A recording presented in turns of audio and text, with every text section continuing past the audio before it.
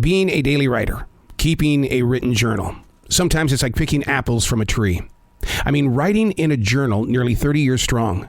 There was once a time when I was convinced that in order to create art, you had to live through tough times and dark thoughts. So the early days of my daily writing were aimed at documenting the negative points. Not a great idea. I mean, really, seriously, there's nothing worse than relying on moments of question and doubt to be your source to bring whatever is going to be creative forward.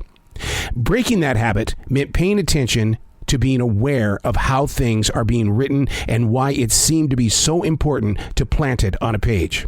There are no real teachers that come out to say, this is how you're supposed to keep your journal. Some may suggest new seasons of expression, while others will endlessly put into your heart that keeping a journal is very personal, and it's the inner image of your identity.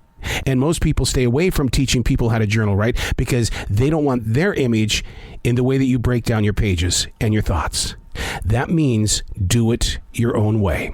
Hey, it's Arrow. This is The Daily Mess, a chronological walk through an everyday world. I am a daily writer, and today it just happened to be, hey, how do you plant words on a page? How do you show up every day and not make it sound like it's the same thing?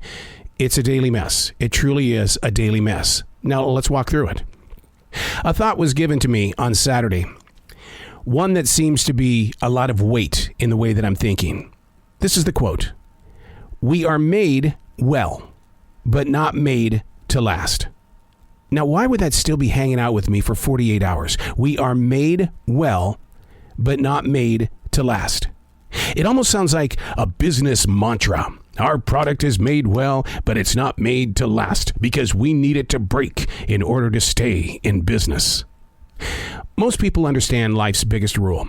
We aren't made to last.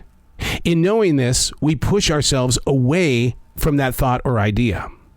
I always see the quote as being a reason to live and trust in what is right now. We know our strengths, but how long is it going to last? Nearly 30 years of daily writing. That's one experience that has fallen into place. And I have fallen witness to how life is a huge book with a lot of different chapters.